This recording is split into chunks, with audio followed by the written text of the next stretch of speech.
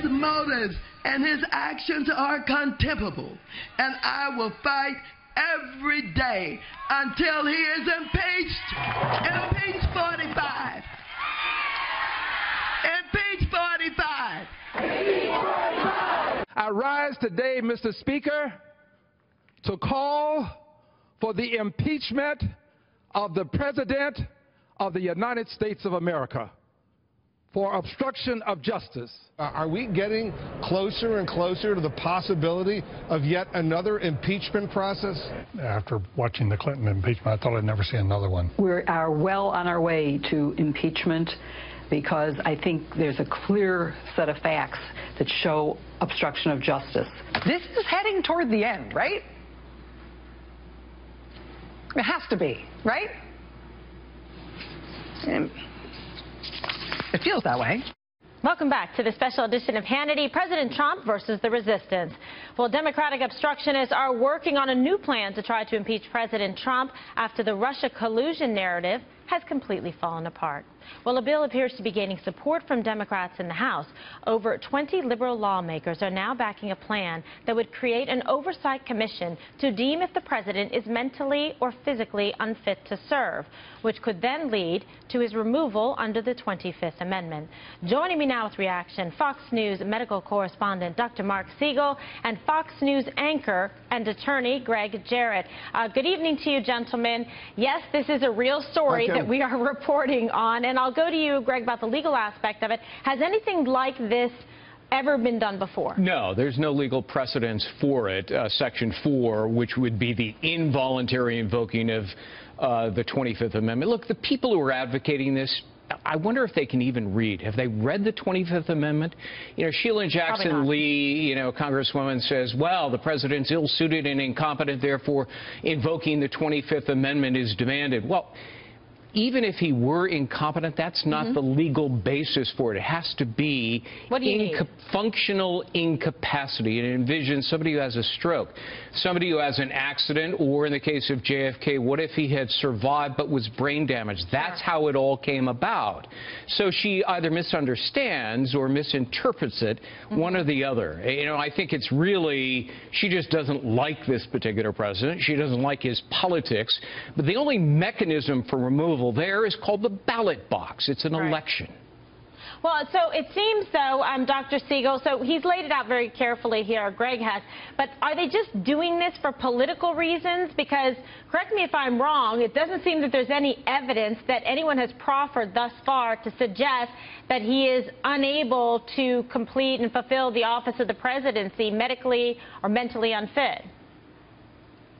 Kimberly, you're absolutely right, and Gregg is correct about this. It's a good thing that we physicians aren't allowed to speculate, and I'll get to that in a minute. Or I would speculate about Representative Jamie Raskin, who's bringing this action, a freshman congressman. I wonder why.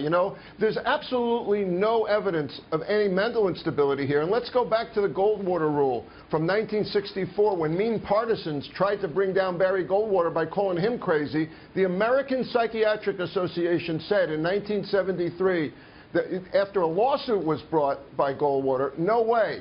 Physicians, especially psychiatrists, cannot speculate on something they see over a camera, a patient they haven't examined, someone that they have no clue about, someone that they're guessing about. It's unethical, it's immoral, it's stigmatizing. And as a matter of fact, the reason I'm bringing this up is because this so-called committee, Kimberly, is supposed to be composed of psychiatrists, physicians. Well, what are they going to do exactly? Are they going to haul President Trump in for an examination? I want to say again, you don't know the person. You're watching him over the television screen. And he's also reacting to being blasted. Washington Post, New York Times, CNN, always saying negative things about him. So if he's a little defensive, what do you expect? No sign of mental instability, and we cannot speculate about such things. Yeah, isn't it unethical? Yeah, I mean, isn't it, Gregg, a natural reaction that if someone is making false accusations and attacking you constantly, that you might want to defend yourself and call them out and call them fake news, and especially when CNN had to fire 3 people and retract a story. The New York Times has had to retract about the intelligence agencies, 17 intelligence agencies. That wasn't true. Associated Press,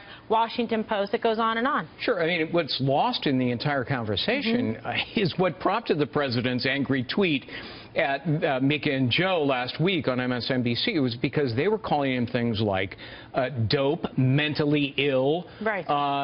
Demented, a thug. I mean, listen, where's the equivalency here? Why aren't they being condemned? Instead, just the president for being human and reacting to it and calling them out for what they are, biased. There was a Harvard study. 90% of the coverage of the president since he took office has been negative compared to Barack Obama, which was only 41%. This president realizes that he is the victim of unabashed scorn and hatred by the media, and he is, to his credit, fighting back. Yeah, I mean, maybe the media is the one that needs a prescription for the Trump derangement syndrome, Dr. Siegel. I don't know if there's a cure, though. You know, absolutely, and the president has shown a sense of humor here, which we're not seeing on the other side. He showed compassion when Representative Scalise, when Whip Scalise got shot. He talked about him being a fighter on his birthday. You know, they talk about he's always about himself on his birthday. Never mentioned that it was his birthday. Only talked about the man being a fighter. Guess how predictive that ended up being? He pulled himself out with great courage. Right now, President Trump is trying to look after a young baby. I mean, I think that there's signs of... Now, again, I am not going to speculate here about President Trump, who I have not met. I don't know about his health, physical or mental health, but I'll say this. It's really unethical and irresponsible for physicians to be trying to do that on television or anywhere. And even if somebody suffers from mental illness, that doesn't invoke the 25th Amendment. Duke University did a study of all American presidents and concluded that roughly half of them suffered some form of mental illness, including Lincoln, who had terrible depression. Right, depression, he used to go to the vault of his dead son, have them open the coffin and sit for hours at a time. Now, that seems a little crazy, and yet Lincoln was perhaps our greatest president. Such a good point. So we love you guys. Fantastic job. Greg, thanks again, and Dr. Siegel. Coming up next.